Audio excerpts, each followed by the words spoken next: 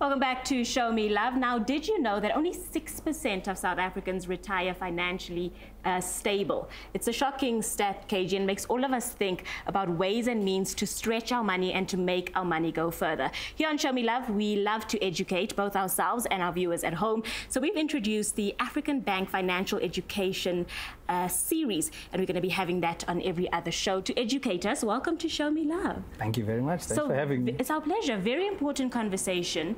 A very tricky conversation as well when you are in this industry and you're freelancing. But those stats are shocking. Only 6% of South Africans are retiring where they are financially stable and can continue their lifestyles. Why is that?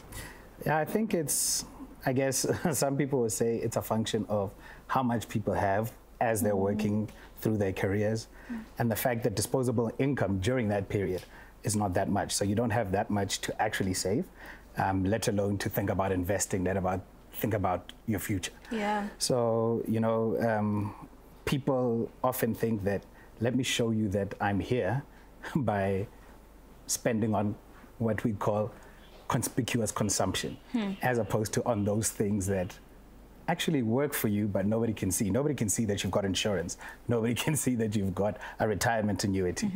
So maybe that's one of the things that happens, apart from the fact that, as I said, generally people will struggle with making day-to-day ends meet, let alone putting in something for the future. I mean, I'm hearing on the radio, Kaibe, that you're pushing a lot of technology products, you're pushing a lot of things, and I'm also thinking of the answer that you just gave Abigail about how, you know, when we get money, especially those of us that look like this, I want everybody to know that I've arrived. Have you seen? Let me show you my wheels. Let me show you my this. How do we shift that mindset? How do we make sure that, because a lot of people say, you say, I should save. Save what? I don't have anything to save. Yeah. Can everybody start saving from where they are? Yeah. I think, you know, we have to accept that saving is not an easy thing. A lot of people will see it as sacrifice. We choose to see it as compromise. So compromise what you'd want to do in future for what you want to do now. That's what people think. We say vice versa. Rather compromise now for what you want to do in future. So when we speak about a lot of things that you can do technologically, as well as that you can do physically, but also things that you can do as best in market. So when we talk about savings and we talk about investing, you'll see when African Bank talks about investing and about our rates, we always talk about SA's best rates. So we have, across the various saving products that you have, we will always give that saver or that investor the best rate. Yeah. You'll see that because you're cognizant of our history. 100%. Yeah. Not only that, but you also understand that because everybody is into different spaces when they save. Some people want to invest a little bit monthly. Some people have lump sums, whether it's a bonus, whether it's a 13th check that you want to invest. And some people, if they're really lucky, they've got some money. Maybe they've sold a house. Maybe they've sold off an asset. You've got some money that you want to put in for the longer term. We try and make sure that across all of those categories, we've got the best rates, and we try and make sure that you can start saving from whatever you have. You know, some people will tell you you can only open an account for a couple of thousand rand. We tell you you can open an account from as little as 50 rand, but you can start earning interest from 500 rand. Yeah. So we try and make sure that we talk to everyone, and we also try and make sure that we make channels open to everyone. Yeah. So some people will want to walk to the branch around the corner. Some people want to do it from the comfort of their own home. And some people want to do it on the phone. So across all three channels, you can talk to us however you choose to talk to us. And we will take you through the easiest and simplest way of opening up a savings account. Talk us through the difference between then a saving and investing. Cool. What the two are and how they are different. So I think when we talk about it, for the layman, we always say saving is when you're building up. You are starting to save little by little. Investing is when you've already got some kind of a lump sum. Maybe you saved it, or maybe, as I said, you've received it from somewhere, and now you want to invest. In both ways, you want to get a return. You want your money to earn money. So whether you're saving or whether you're investing, your intention is to build money, and your intention often is because you want something specific. Yeah. If you're saving, maybe you're saving even for next year for your kids' education, or for end of year. We're now going into the festive season. People want to renovate their homes. They're going to have family over. You might be saving for that. Or you might be saying, you know what, I've got a 12-year-old child right now. I want to be able to pay university in a couple of years' time. You will start investing because you've received some money. So really, it's about what your intention is, how you're doing it, and what your ultimate objective is in terms of what you do. So whether that's saving, whether investing, as we said, we try and make sure that you've got rates, you've got the best rates across both those products, so that people actually get the benefit of doing what they're intending to do. Make sure that you earn as much as you can while you're investing or saving with us. I was reading the statistics in the newspaper about the amount of money that the so-called Black Friday got into the economy. I didn't even know that there was something called Cyber Monday. I read about it when I was reading that, and apparently how it injected 180 million rand into the economy. And I'm asking myself, as you're sitting here, how do we incentivize people to not overspend this festive season? Because in honesty, we kind of lose our mind. We do. You kind of lose you kind of lose your mind, and you forget that January is coming. And not only is January coming, but you've got dreams. You've got things that you want to achieve in the future. How do we shift that mindset, Kaibe? How do we say to somebody, instead of spending 5,000, spend 3, or whatever the case may be, bring that 2, let's do something else with it? I definitely think there's no silver bullet for that question. It's a complex question that people are always asking. But from our perspective, there are a couple of things. Number one, we know that Black Friday is coming every year. We know it. It's like Christmas. It's always coming. So you can prepare for it. Don't pretend that it is a surprise. It's not a surprise. You can plan for it.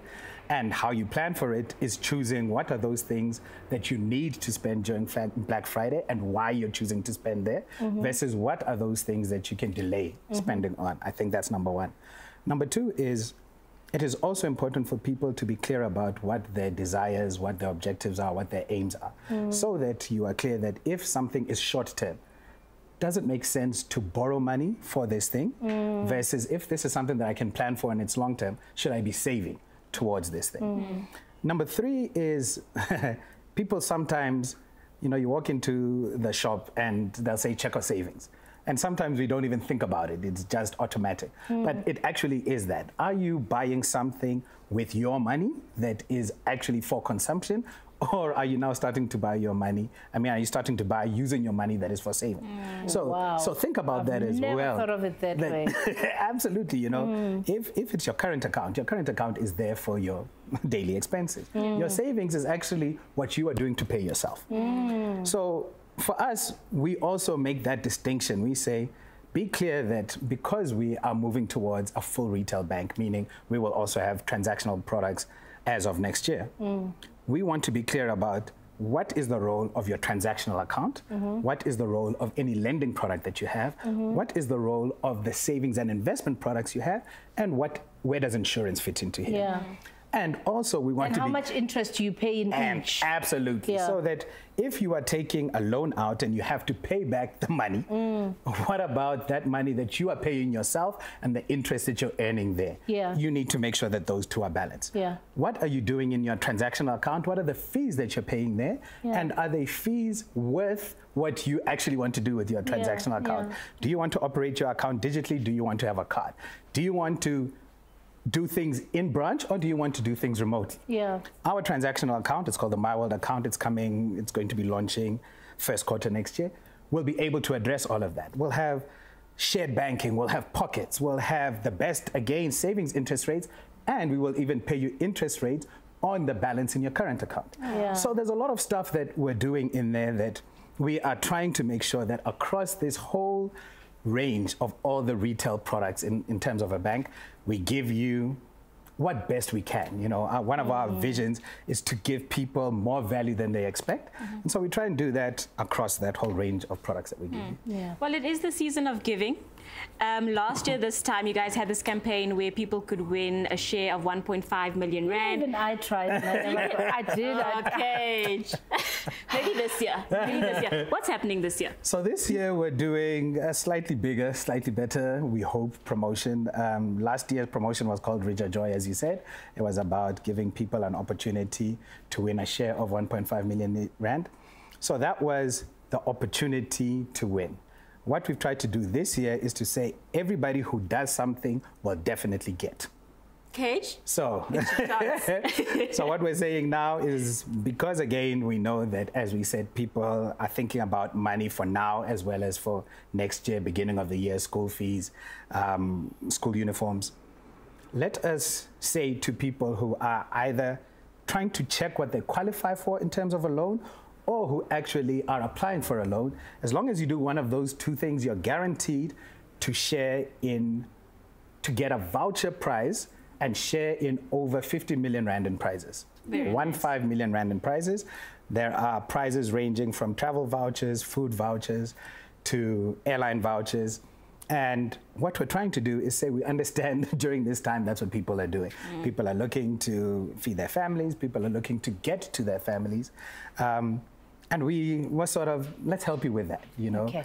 You've You still also have that, how can we help? Is it no? No, that's not no, we don't. Sorry, that's we don't somebody know. else. Oh, sorry. We talk about being we are you. Yeah. And because we understand you, we are you. Those are the things that we understand you're about. Yeah. If you realize, we just had a results announcement on Tuesday. Yeah. And our results were really good, you know. Yeah. We're seeing new customers coming in. We're seeing people not only investing with us, but we're seeing new types of customers coming to us for lending. So we've thought, as you said, it's also time for us to give back. Yes. Let's see how many consumers and customers we can give back to by saying, do one of these two things and you are guaranteed to share in 15 million rand. I love the It's easy slogan, to by do the it. way. We are you. Thank you. Thank you so much to Kaibe Mollo from African Bank. He's the marketing manager. Thank you so much. All the best. We'll see you for the next series, I'm sure. Listen, guys, let me quote Joan Rivers before we go. Joan Rivers, the famous comedian, said, people always say that money is not the key to happiness, but I always figured that if you've got money, you can just make the key. And the fundamental lesson that, you know, Kaibe is teaching us that, you know, if we want to make the keys ourselves, we have to build for it. We have to build for it. So let's all be responsible with how we spend our money this festive season. And let's remember, you know, for you to get your million, you have to start somewhere. Save. We'll be back after this.